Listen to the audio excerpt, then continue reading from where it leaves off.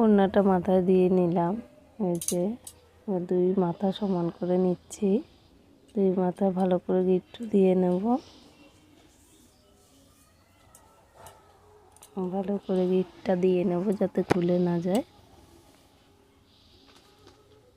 যে এবার